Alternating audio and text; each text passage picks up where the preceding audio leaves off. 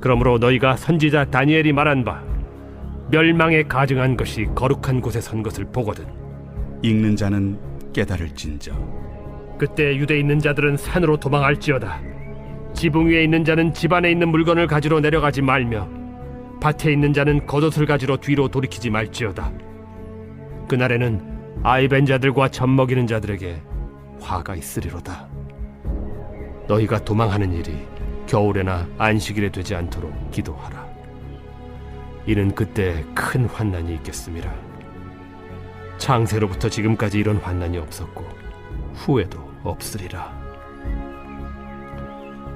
그날들을 감하지 아니하면 모든 육체가 구원을 얻지 못할 것이나 그러나 택하신 자들을 위하여 그날들을 감하시리라. 그때 사람이 너희에게 말하되 보라 그리스도가 여기 있다 혹은 저기 있다 하여도 믿지 말라. 거짓 그리스도들과 거짓 선지자들이 일어나 큰 표적과 기사를 보여 할 수만 있으면 택하신 자들도 미혹하리라. 보라 내가 너희에게 미리 말하였노라. 그러면 사람들이 너희에게 말하되 보라 그리스도가 광야에 있다 하여도 나가지 말고 보라 골방에 있다 하여도 믿지 말라.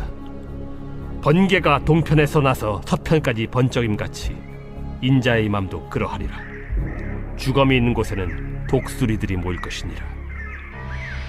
그날 환난 후에 즉시 해가 어두워지며 달이 빛을 내지 아니하며 별들이 하늘에서 떨어지며 하늘의 권능들이 흔들리리라. 그때 인자의 징조가 하늘에서 보이겠고 그때 땅의 모든 족속들이 통곡하며 그들이 인자가 구름을 타고 능력과 큰 영광으로 오는 것을 보리라.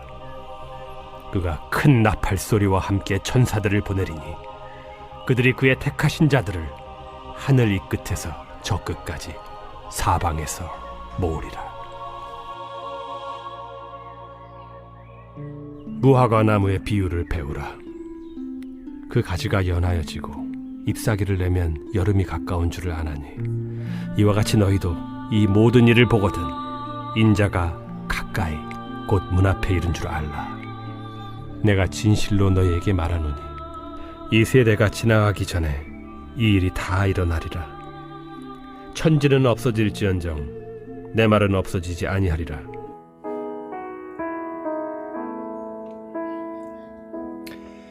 예수님께서 이제 오늘 제자들이 했던 질문, 그러니까 성전이 파괴될 때를 알려주는 이 징조들에 대해서 드디어 말씀해 주시죠. 제자들은 성전의 멸망이 세상의 종말을 의미하는 것으로 이해했지만은 이 성전이 파괴되는 것은 세상의 종말은 아니죠.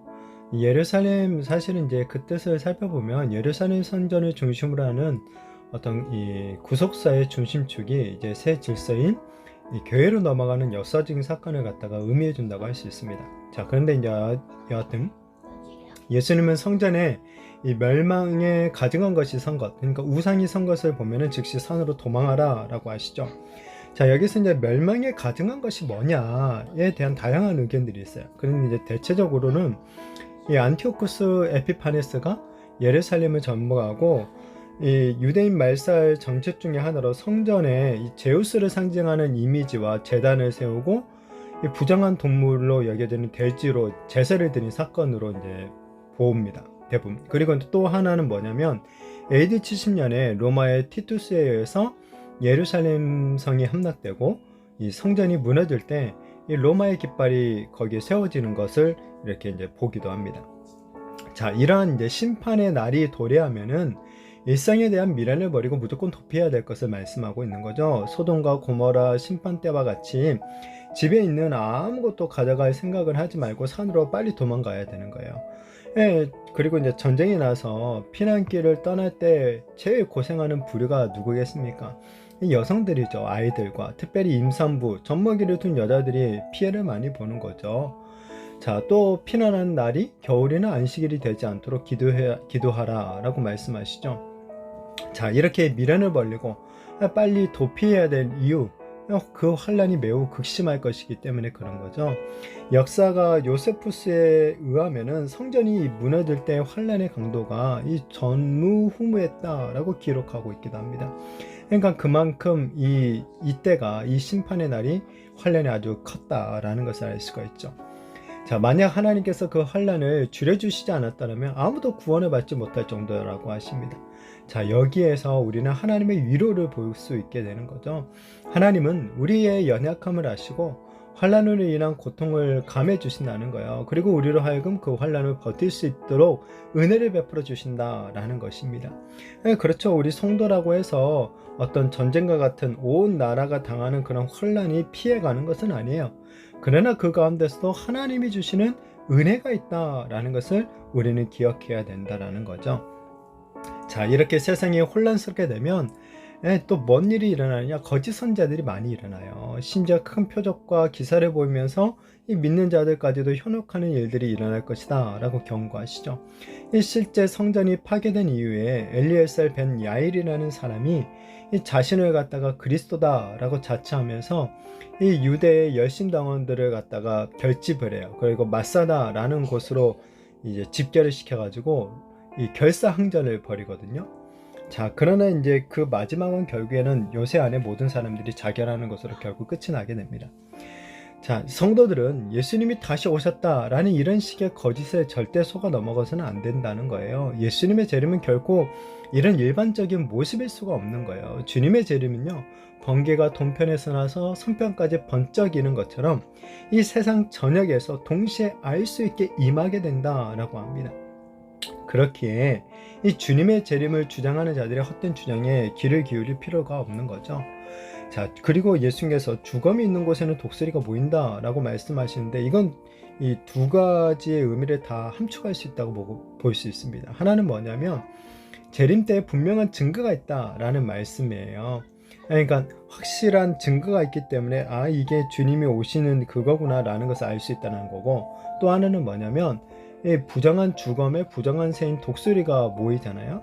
이것처럼 거짓 선지자들, 거짓 그리스도에게는 이 악한 자들, 이 미혹된 자들이 모인다. 그렇기 때문에 그것을 피해야 된다라는 말씀으로 볼 수도 있습니다. 자, 여하튼 우리는 정말 예수님의 재림에 대한 헛된 소문들에 흔들려서는 절대 안 되는 거죠. 자, 그리고 나서 이어서 주님이 이제 마지막 재림 때 일어날 징조에 대해서 말씀을 주시죠.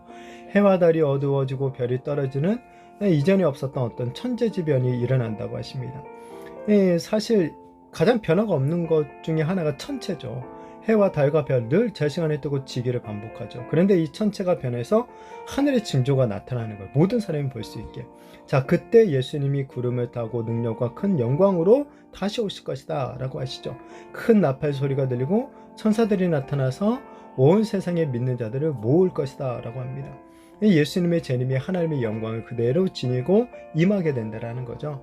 다만 재림의 날짜와 시간은 아무도 모르는 거죠. 그렇지만 주님은 이 무화과 나무 가지와 잎사귀를 보고 여름이 가까운 줄을 알 수 있는 것처럼 우리도 재림의 때를 인식할 수가 있다고 합니다. 이 날씨의 변화를 통해서 여름 계절이 다가온다 라는 것을 아는 것처럼 정확한 때는 알 수 없지만 우리 시대의 그 상황들을 보면 이 재림이 가까워지고 있다라는 것을 인식할 수 있는 거죠. 그리고 더욱더 깨어있는 삶을 살아갈 것을 당부하고 있는 거죠. 예수님은 천지가 없어질지라도 이 말씀은 없어지지 않는다라고 말씀하세요. 그러니까 반드시 다시 오실 것을 강조하고 있는 거죠. 따라서 우리는 언제나 다시 오실 주님에 대한 기대를 가지고 우리에게 주어진 매일의 삶을 신실하게 믿음으로 살아가야 되는 거죠. 그러니까 지혜로운 처녀들 같이 주님의 재림을 잘 준비하며 살아가는 것입니다. 이 재림을 잘 준비하는 삶은 다른 것이 아니에요. 바로 영원히 변하지 않고 없어지지 않는 하나님의 말씀을 붙잡고 살아가는 거예요. 그럴 때 영원한 생명을 보장받게 되는 거죠. 바라기는 이 말씀만을 붙잡고 정말 예수님의 재림을 잘 준비함으로 말미암아 언제라도 우리 주님이 다시 오실 그 영광과 이 기쁨의 날을 갖다가 온전히 정말 맞이하게 되는 그 날의 그 정말 영광을 맛보게 되는 저와 우리 모든 성도님들이 되시기를 예수님의 이름으로 축복합니다.